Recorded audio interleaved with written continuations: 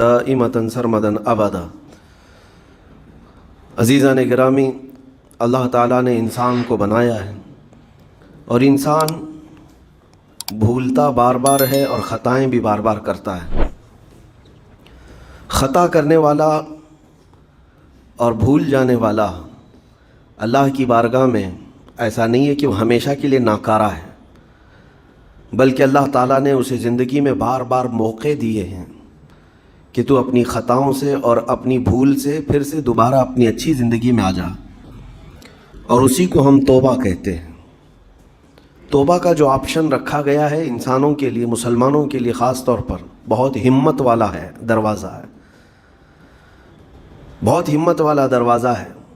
और इसी वजह से हदीस पाक में ये है कि गुनाह करता है बंदा, फिर तौबा करता है, फिर गुनाह करता है, फिर तौबा करता है, ये करता रहता है। फरिश्ते अल्लाह की बारगाह में अर्ज़ करते हैं कि मौला ये तो बार बार वही करता है, फिर तौबा करता है। अगर हमारे साथ कोई गलती एक बार दो बार कर दे, तीसरी बार तो हम उसे छोड़ेंगे भी नहीं। इंसानों की तबीयत तो यही है। लेकिन बंदा जब बार बार एक ख़ता करता है और फिर तौबा करता है, फिर ख़ता फिर तौबा, तो फरिश्ते जब अल्लाह की बारगाह में अर्ज़ करते हैं कि मौला ये हर बार यही करता है, तो जानते हैं परवरदिगार आलम क्या फरमाता है। इरशाद फरमाता है, ऐ मेरे फरिश्तों, मेरा बंदा मुझे रहमान समझता है इसलिए बार बार तौबा करता है। राहिमीन ने उनकी तौबा कबूल की, मुझे वो अरहमुर राहिमीन समझ। सैयदना उमर इब्न ख़त्ताब रज़ी अल्लाह ताला अन्हु का दौर है।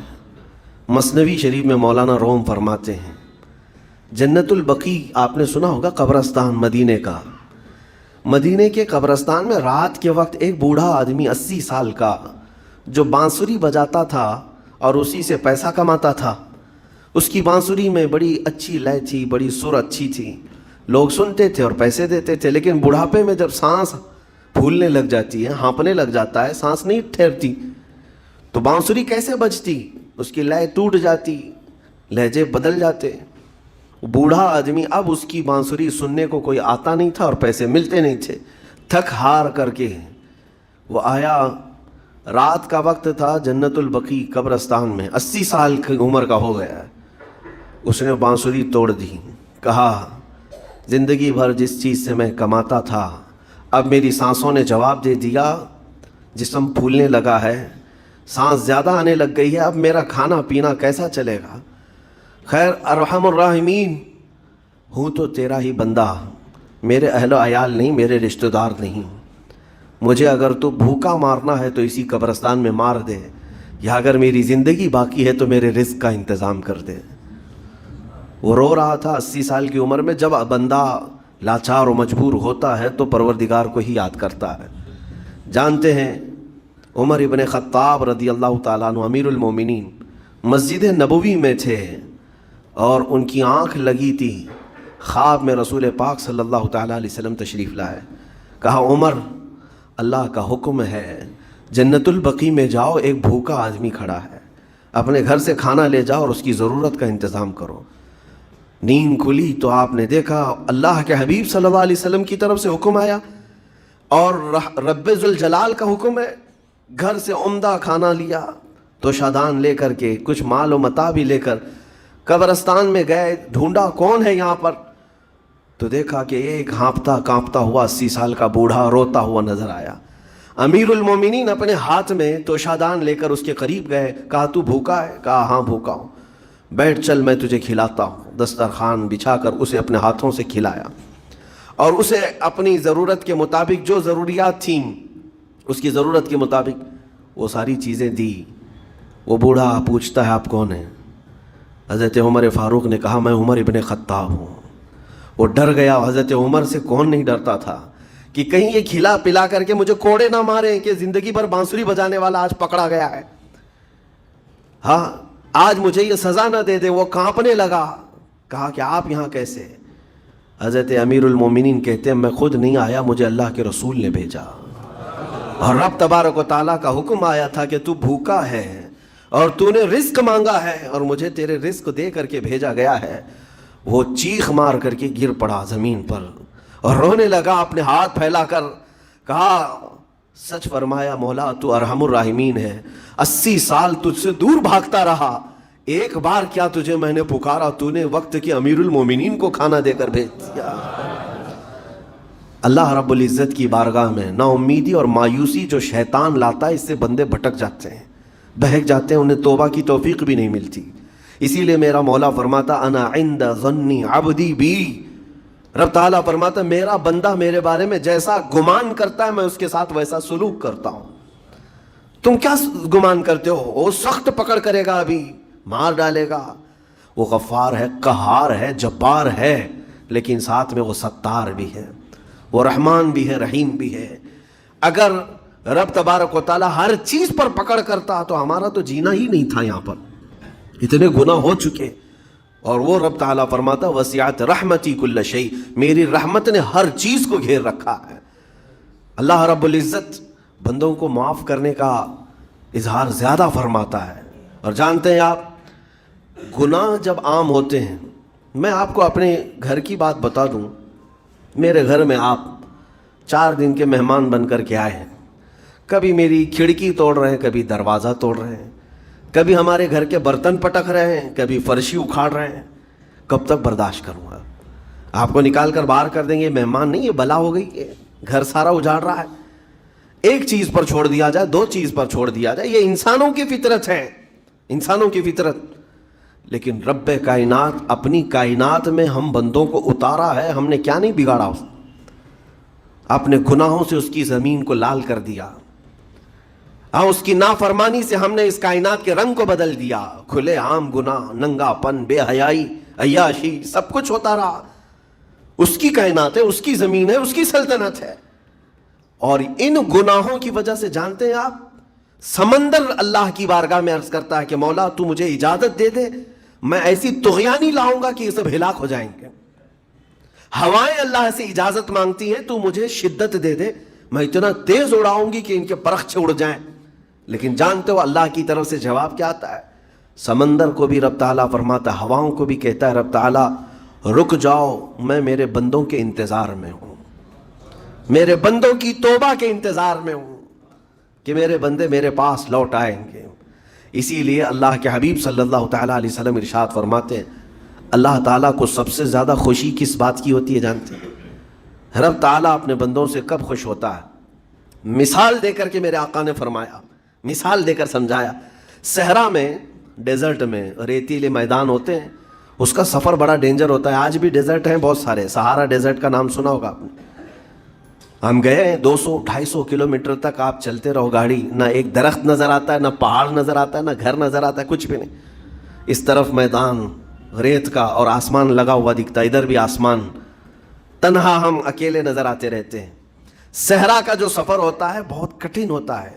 نبی پاک صلی اللہ تعالیٰ علیہ وسلم مثال دیتے ہوئے ارشاد فرماتے، ایک بندہ اپنی اونٹنی لے کر، اس پہ ساز و سامان لے کر کھانے پینے کا صحرا کے سفر پر تھا، اور صحرا میں کھانا پانی بہت مقدار میں لی جاتی ہے کیونکہ کچھ ملتا نہیں، اور جلد سے جلد وہاں سے سفر گزار کر کے آنا۔ ایک بار اگر راستہ بھٹک گیا موت ہو جاتی، وہاں پہ راستہ ملے گا نہیں، جس طرف بھی جاؤ تو لگے گا سیدھا ہی چل رہا ہوں، ڈائریکشن ہی نہیں پتا ہوتے صحرا میں۔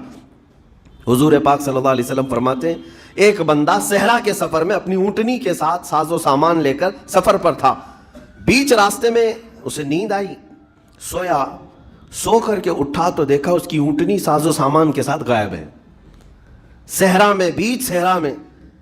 اب جو سواری تھی وہ غائب ہے، کھانا پانی تھا وہ غائب ہے، کچھ نہیں ہے ساتھ میں۔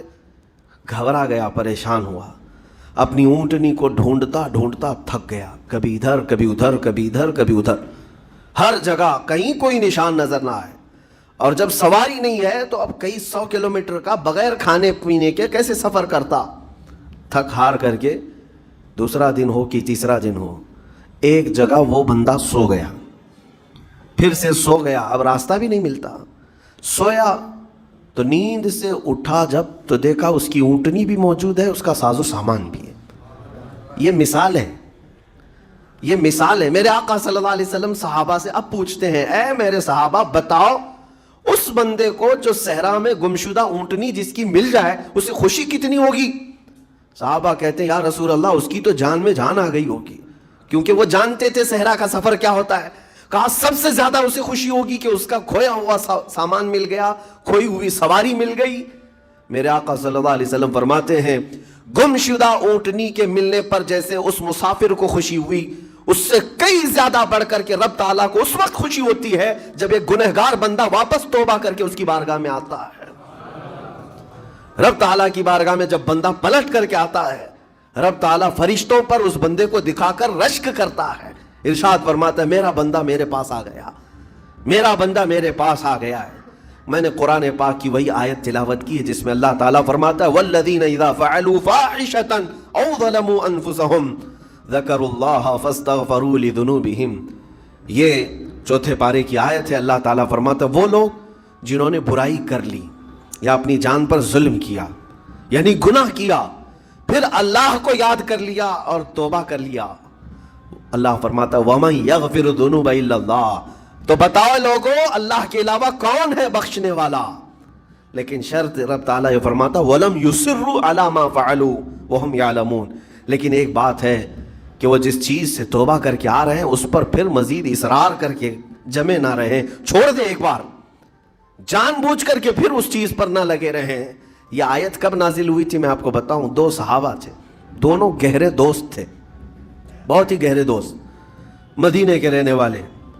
اس میں سے ایک صحابی تجارت کے لیے جا رہے تھے اور ان کے گھر بار میں ان کی بیوی تھی بس اور کچھ نہیں، تو اپنے دوست سے کہا کہ میں جا رہا ہوں، مجھے آنے میں تاخیر ہو سکتی ہے، میرے گھر پر اگر کبھی سودا سلف لانے کی ضرورت پیش آئی تو میری بیوی کو یہ پہنچا دینا ساز و سامان۔ یہ کہہ کر کے وہ تجارت پہ چلے گئے۔ جو دوست صحابی تھے، دیکھیں صحابہ کے بہت سارے کام امت کے لیے درس ہیں، قیامت تک آنے والے مسلمانوں کے لیے وہ مشعل راہ ہیں۔ تو وہ جو دوست صحابی تھے سودا سلف لے کر کے گھر جایا کرتے تھے اپنے دوست کی بیوی کو پہنچانے کے لیے۔ ایک دن ایسا ہوا کہ شیطان نے ورغلایا اور سودا سلف سامان لے کر گھر گئے۔ ان کی خاتون باہر آئی دوست کی، انہوں نے اس خاتون کا صرف ہاتھ پکڑ لیا، ہاتھ پکڑ لیا، اور وہ عورت چونکہ مدینے کی رہنے والی صحابیہ ہیں، اپنا ہاتھ تو چھڑا لیا لیکن وہ چیخ مار کر رونے لگی کہ جس پر میرے شوہر نے سب سے زیادہ اعتماد کیا، تم تو جگری دوست بھائی کی طرح تھے، ہاتھ کیسے بڑھا دیا؟ تو اس صحابی کو فوراً احساس ہو گیا کہ میں بہت بڑی خطا کر گیا، میرے بھائی اور میرے دوست کی امانت میں نے خیانت کر دیا، اس نے مجھ پر بھروسہ کیا تھا اور اس کی بیوی کا میں نے ہاتھ پکڑ لیا، بس اتنی سی بات تھی۔ وہ خاتون بھی رونے لگ گئی کہ میرے ساتھ کیا ہوا، یہ صحابی بھی رونے لگ گئے، احساس فوراً ہو گیا کہ میں نے غلط کیا ہے، سودا سلف لانے کے وقت مجھ سے غلطی ہو گئی، خطا ہو گئی۔ اب اس خطا کی وجہ سے وہ کرتے کیا؟ ان کو تو ڈر یہ تھا کہ میں اپنے دوست کو منہ دکھانے کے بھی قابل نہیں، اور نہ ہی میں یہ چیز کسی کے سامنے ذکر کر سکتا ہوں، کیا کروں؟ تو مدینہ چھوڑ کر کے چلے گئے پہاڑیوں میں، اور بغیر کھانا پانی سب کچھ بھی نہیں تھا، پہاڑیوں کے بیچوں بیچ رہنے لگے، اور صرف روتے تھے اور گر جاتے تھے، اور کمزوری آ گئی جسم میں، اٹھنے پھرنے کی بھی طاقت نہیں تھی۔ اب وہ دوست ان کے صحابی تجارت سے واپس آئے، گھر میں آتے ہی ان کی خاتون نے بتا دیا کیا معاملہ پیش آیا۔ وہ بہت جلال میں آئے اور کہا کہ میرا دل ٹوٹ گیا، آج میری کمر ٹوٹ گئی، جس کے ساتھ ہم نے پوری زندگی بتائی آج اس نے میری عورت کے ساتھ ایسا کیسے کیا؟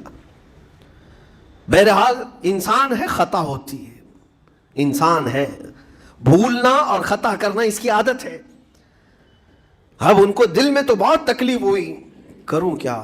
لیکن وہ صحابی تھے، انہوں نے کہا یہ معاملہ سیدھے حضور پاک کی بارگاہ میں رکھتا ہوں، کہا کہ میں سزا دوں گا یا پھر جو ہے ان کے لیے جو قرار واقعی چیز ہوگی وہ دلا کر رہوں گا۔ بارگاہ مصطفیٰ صلی اللہ تعالیٰ علیہ وسلم میں تشریف لائے، عرض کیا کہ آقا ایسا ایسا ہو گیا، میرے معتمد ساتھی نے میرے گھر میں ایسا معاملہ کر دیا۔ نبی پاک صلی اللہ تعالیٰ علیہ وسلم غمگین ہو گئے کہ ان دونوں کے درمیان ایسا کیسے ہو گیا۔ پھر تھوڑی دیر کے بعد رحمت عالم صلی اللہ علیہ وسلم جو غیب داں نبی ہیں، ہر چیز کو جانتے بلکہ اپنے امتیوں کے احوال سے باخبر رسول ہیں، نبی پاک صلی اللہ تعالیٰ علیہ وسلم اپنے اس غریب صحابی کے حالات معلوم کیے، پتہ چلا کہ وہ تو گھر بھی چھوڑ دیا، مدینے بھی چھوڑ دیا، پہاڑیوں میں جا کر کے پناہ لے کر کے اکیلا تنہا رہ رہا ہے۔ اللہ کے نبی صلی اللہ تعالیٰ علیہ وسلم اپنے اس غریب امتی صحابی کے حالات معلوم کرنے کے بعد اللہ کریم کی بارگاہ میں عرض کرتے ہیں کہ مولا تو فیصلہ سنا دے۔ اللہ تعالیٰ نے آیت نازل فرمائی، جو آیت میں نے آج آپ کے سامنے تلاوت کیا۔ اللہ تعالیٰ فرماتا ہے والذین اذا فعلوا فاحشۃ او ظلموا انفسهم، جن لوگوں نے گناہ کر لیا یا اپنی جان پر ظلم کیا ہے، پھر ذکروا اللہ فاستغفروا لذنوبہم، اللہ کو پھر جلدی یاد کر لیا اور توبہ کر لیا۔ رب تعالیٰ فرماتا ومن یغفر الذنوب الا اللہ، محبوب بتاؤ اللہ کے سوا کون ہے گناہوں کی بخشش کرنے والا؟ اللہ تعالیٰ ان کے گناہوں کو معاف کر دیتا ہے جو فوراً اپنے گناہ کے بعد یاد کر لیتے ہیں کہ مجھ سے خطا ہوئی ہے۔ رسول کریم صلی اللہ تعالیٰ علیہ وسلم نے اس صحابی کو بتایا تیرے بھائی سے بھول ہوئی، خطا ہوئی، لیکن رحمان نے اس کی بخشش کا مژدہ قرآن میں سنا دیا کہ وہ باز آ گیا اور توبہ کر رہا ہے، لہٰذا تیرے لیے بھی یہ زیب نہیں دیتا کہ تو اب کوئی انتقام لے، تو اپنے دل سے معاف کر۔ یہ صحابی تھے، اللہ کے نبی صلی اللہ علیہ وسلم کے پروردہ تھے، نفسانیت اور خواہشات کے نہیں۔ یہ فوراً گئے اور اپنے اس جگری دوست کو، اپنے اس بھائی کو ڈھونڈتے ہوئے پہاڑیوں کے بیچوں بیچ جا کر کے دیکھا، ان کی حالت بہت خستہ تھی، کمزور ہو گئے تھے اور روتے روتے اتنا تھک گئے تھے، نہ کھانا ہے نہ پانی ہے، بس یہ کہ ان سے خطا کیا ہوئی تھی، اپنے دوست کی عورت کا ہاتھ پکڑ لیا تھا، بس میرے عزیزو اس سے بڑا نہیں۔ ہاتھ پکڑنے پر ان کو اس قدر احساس تھا کہ مدینہ چھوڑ دیے۔ لوگ یہاں پورے کے پورے گناہ میں ڈوب جاتے ہیں، زنا میں ڈوبتے ہیں، انہیں احساس تک نہیں۔ یہ صحابی گئے اور جیسے ہی یہ گئے تو وہ ہوش میں آئے اور رونے لگے کہ میرا بھائی آ گیا اور اب شاید یہ انتقام لے گا، بدلہ لے گا، مجھے مار ڈالے گا، کیونکہ میں نے اس کا اعتماد توڑا، اس کا بھروسہ ختم کیا۔ لیکن یہ صحابی گئے اور ان کا ہاتھ پکڑا اور اپنے سینے سے لگایا، کہا کہ تو بھی ابن آدم ہے، میں بھی ابن آدم ہوں، انسان ہے، خطا ہو گئی، لیکن بشارت ہے تجھے کہ اللہ نے قرآن میں محبوب کی بارگاہ میں آیت اتاری، تیری بخشش کا پروانہ اتار دیا۔ وہ اس قدر خوش ہوئے کہ اس صحابی کو تھام لیا اور کہا میں تو مایوس ہو کر پورے گھر بار سب چھوڑ کر کے آیا تھا، لیکن میرا رحمان خدا بندوں کو کبھی چھوڑتا نہیں، کبھی اکیلا ہونے نہیں دیتا، وہ مایوس نہیں کرتا۔